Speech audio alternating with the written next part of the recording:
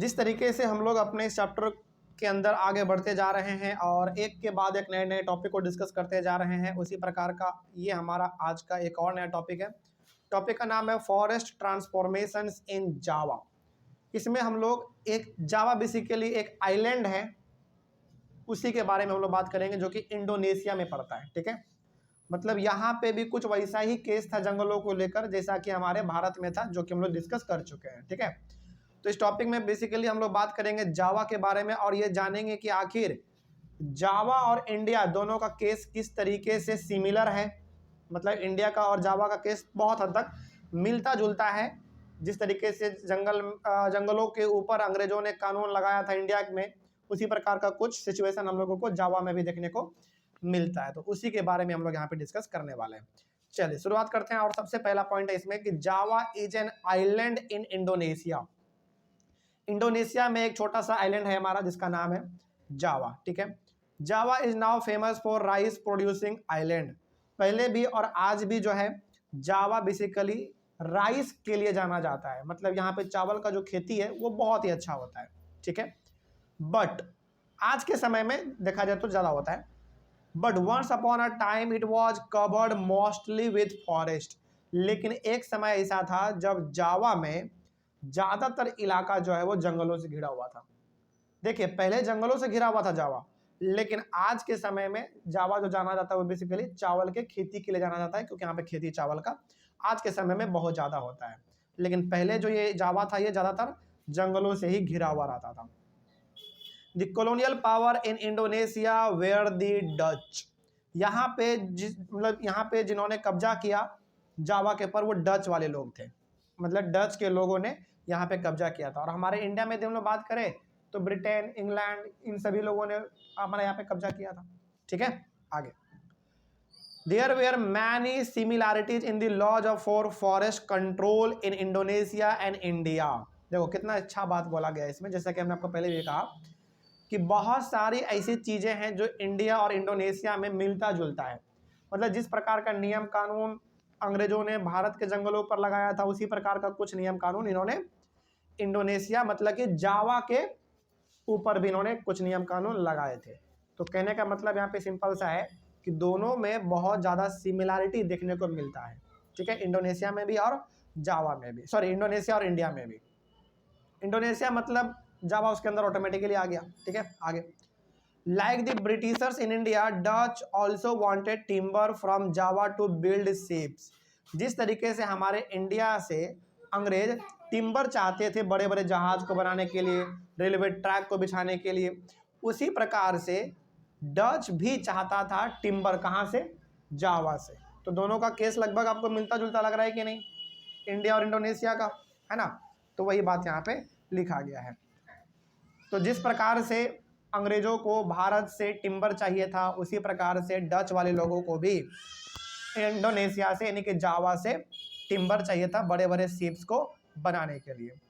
In 1600 the population of Java was 3.4 million. ये 1600 के बारे में बात हो रहा है, लगभग आज से 400 साल पहले के बारे में। उस समय पर जावा का पॉपुलेशन टोटल 3.4 मिलियन था, लगभग 30.5 लाख के आसपास आप बोल सकते हैं। ठीक है, there were many villages in the fertile plains. यहाँ पे जो जमीन था वो भी बड़ा उपजाऊ था जावा में। तो बहुत सारे ऐसे यहाँ पे गांव थे जिसके पास फर्टाइल जमीन था। कहने का मतलब खेती बाड़ी का कोई यहाँ पे कमी नहीं होता था, जमीन उपजाऊ था। तो वैसी बात है, खेती अच्छा ही होना है यहाँ पे, तो खेती यहाँ पे बड़ा अच्छा होता था। रीजन मात्र एक है कि यहाँ का जमीन बड़ा अच्छा था, इसीलिए यहाँ पे खेती भी अच्छा होता था। Also there were many communities living in the mountains and practising shifting cultivation.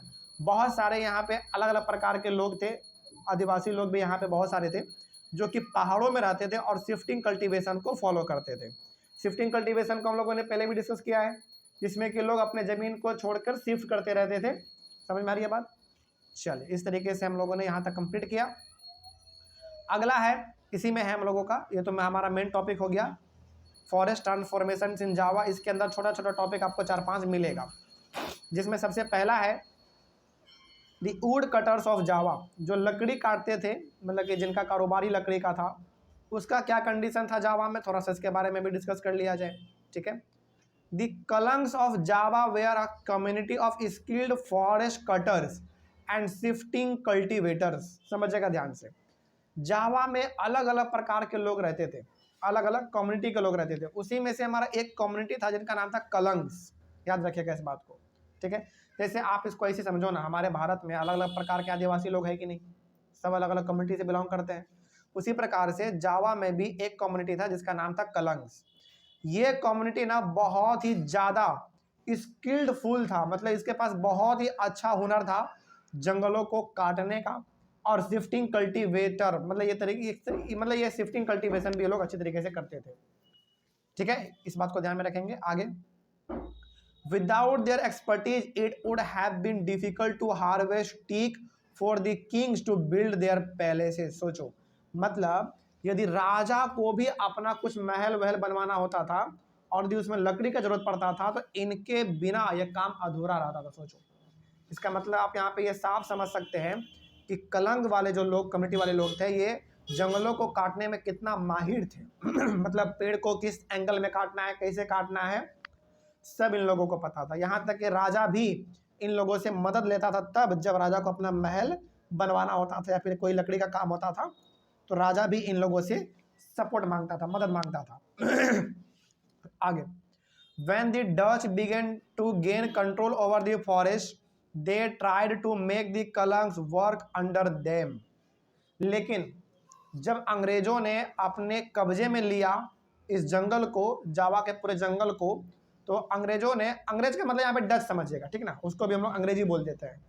तो डच वाले लोगों ने जब जावा के जंगलों को अपने कंट्रोल में लिया, अपने कब्जे में लिया, तो उन्होंने सोचा कि कलंग के लोगों को, मतलब कि जो कलंग कम्युनिटी के लोग थे, वो हमारे अंडर में काम करें। और वैसी बात है, कोई भी यही चाहता था। हमारे इंडिया में भी वही चीज़ हुआ।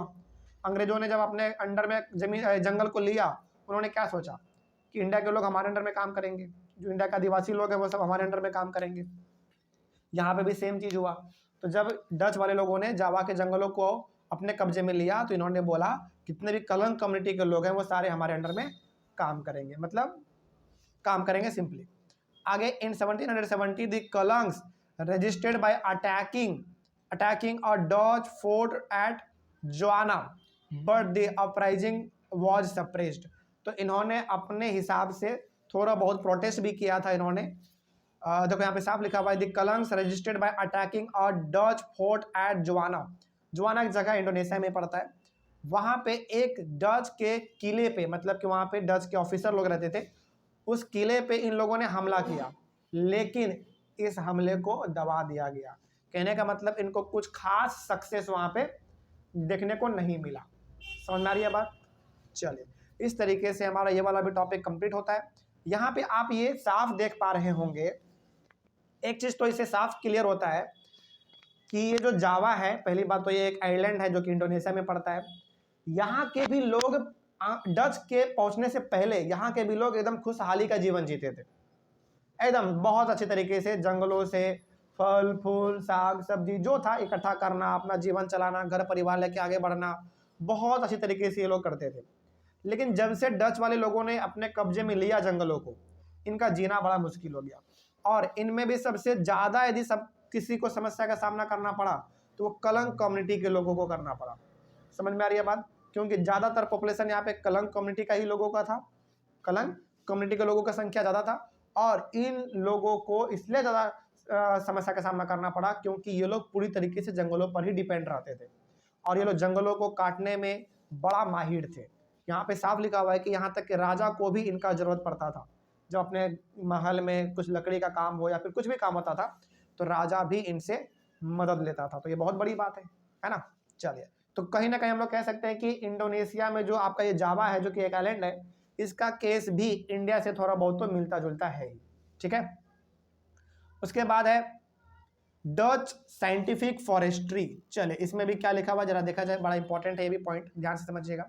साइंटिफिक फॉरेस्ट्री में हम लोग यहाँ पे डिस्कस करने, मतलब साइंटिफिक फॉरेस्ट्री के बारे में डिस्कस करने वाले हैं। In the 19th century the Dutch enacted forest laws in Java. Now wood could only be cut for specified purposes like making river boats और constructing houses। अब यहाँ पे भी वही चीज हुआ जो कि भारत में हुआ था। डच वाले लोगों ने जावा के जंगलों पर लगा दिया कानून, और इस कानून के तहत ये बोला गया कि जब भी कोई मतलब इस कानून के तहत ये बोला गया कि जंगलों से अब लकड़ी बिना मतलब का नहीं काटा जाएगा, कोई खास पर्पज होगा लकड़ी काटने का तभी जाकर लकड़ी काटा जाएगा। जैसे मान लीजिए आपको बोट बनाना हो या फिर घर बनाना हो, कहीं पर लकड़ी का बहुत ज़्यादा ज़रूरत है, तभी जाकर जंगलों से लकड़ी काटा जाएगा, वरना नहीं काटा जाएगा। बिना पर्पज का यदि कोई जंगल में लकड़ी काटने के लिए गया या फिर पकड़ा गया तो फिर उसको सजा मिलेगा। इस कानून में यही लिखा हुआ था। क्या ऐसा कानून हमारे इंडिया के जंगलों में भी नहीं था क्या? थोड़ा बहुत तो ऐसा ही मिलता जुलता था, है ना। आगे इसीलिए बोला गया था कि जावा और इंडिया दोनों का केस लगभग मिलता जुलता है। उसके बाद है villagers were punished for grazing cattle in the forest, transporting wood without a permit और travelling on forest roads with horse carts और कैटल। देखो कितना खतरनाक बात यहाँ पे लिखा हुआ है। कोई भी इंसान जब अपने गाय बैल भैंस बकरी सबको लेकर जंगल में उसको चराने के लिए जाता था, उनको भी पनिश किया जाता था। सोचो कितना खतरनाक बात था। लेकिन पहले कोई रोक टोक नहीं था, लेकिन जब से ये नियम कानून लगा है तभी से ये सब चीज़ हो रहा था। उसी प्रकार से कोई भी आदमी बिना परमिशन का लकड़ी नहीं काट के घर लेके जा सकता था जंगलों से। ये सब चीज़ वहाँ पे पहले नियम कानून, मतलब पहले नहीं था ये सब चीज़, बाद में ये सब लगा दिया गया।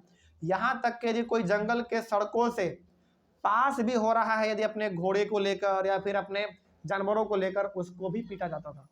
ओवरऑल यदि कहा जाए तो आप जंगल के आसपास भी नहीं भटक सकते थे, ये यहाँ पे कहा जा रहा है। सोचो ना आप जानवरों को उसमें चरा सकते थे, ना लकड़ी ले सकते थे बिना परमिशन का, ना ही आप अपने जानवरों के साथ उस रास्ते से गुजर सकते थे।